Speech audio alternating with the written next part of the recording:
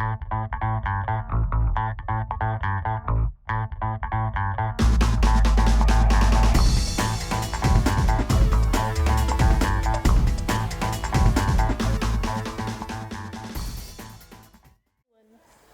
gang, welcome back to Cranking Out Crafts.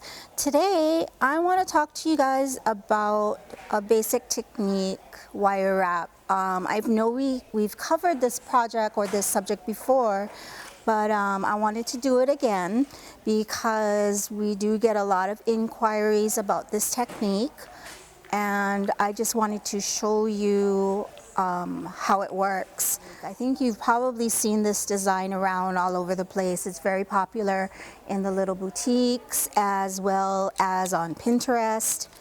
And when you're working with gemstones, especially gemstones, and of this size, the holes on them are really thin. So you have to use a thinner gauge wire, and when you do that, the wire wrap technique comes in so handy because it's a way to ensure that the loop is not going to open up. When it comes to these gemstones, they are so small and the holes are so very thin, so you're going to need to use a thinner gauge wire, and the wire wrap technique will ensure that the loop won't open up. So one of the things I like to do is for the bar itself we use a 26 gauge, which is pretty thin, and I like to use a slightly thicker gauge when it comes to attaching the clasp, especially being that this is a necklace, and if you're going to be fiddling around behind your neck, a slightly more durable wire will really benefit all that fiddling. So I take some of the 24 and I'll just go through the beads to see which one will be able to get through. I'm going to need only 2, so there's 1. Now I want to show you the main thing. The, I guess, star of this video will be how to do wire wrap. And once again, I'm using a really thick gauge of wire, simply to make it easier to see the technique. So let me clear everything out.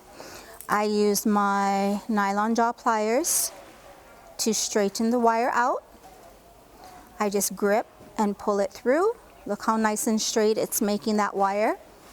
It's also work hardening that wire for me so that it'll keep its shape a lot better. Now I'm going to take either flat nose, chain nose, or bent nose pliers. You want something that's flat and smooth on the inside. You don't want those ones with the serrations because you'll end up placing marks on your wire when you do that. So just again using larger tools to show you the technique better, I'm going to grip it and I'm going to bend it and make a 90-degree bend. Now when I teach this class, sometimes my students will bend the wire like this, and I feel it works better if you hold the wire and you press this portion down against the flatness of the tool. I feel like it'll make a crisper angle, and one of the things you want to see is that square, that little corner square pocket. Now I'm going to make the loop or the eye. I'm going to use the wrap and tap because it's such a big tool, so you can really see the process. Notice how I'm placing the bottom jaw against this line coming down. This is going to be the neck that I'm going to end up wrapping my wire with, and I'm going to make a loop.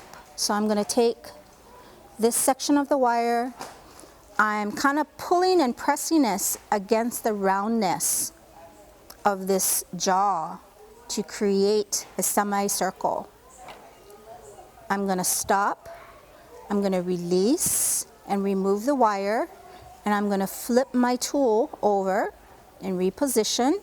This allows me to bring that wire back over to complete the circle I'm trying to make.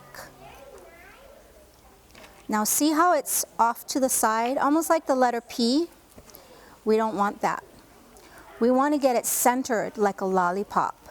So to do that, I'm just going to reposition, and I'm just going to give it a slight twist. Whoop, I think I did it too much. Let me do it one more time.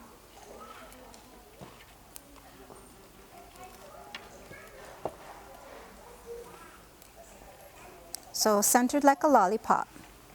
Now the other thing you want to see is that this wire comes down a little bit. Let me just move that for you. And you want to get, again, that corner, that nice crisp corner. This is what's going to make a difference of having a wire wrap with a round loop versus a teardrop shaped loop. I have a lot of people that come in and say, hey, my wire wraps keep looking like teardrops. Why is that? This is one of the reasons. So get that nice square corner, get the circle so that it's centered with the line coming down like a lollipop. And then we're going to cover a portion of the eye, and we're going to wrap. Now as I'm wrapping, I'm pressing my wire and trying to keep my wraps right next to each other. And now I'm ready to trim off the excess. So this is the end result that you want to look for. A nice round circle, nice clean wraps, and all it does is takes a little bit of practice. So just practice and practice with this. Get some cheap wire, get a bunch of cheap beads, and make a wire wrap chain. And you're going to see the difference from the beginning of your chain. When you get down to the end, you're probably going to see a lot cleaner shapes and a lot better wraps done. And that's all it takes to make something like this delicate, minimalistic gemstone bar necklace. Thanks for stopping by. Have a great day.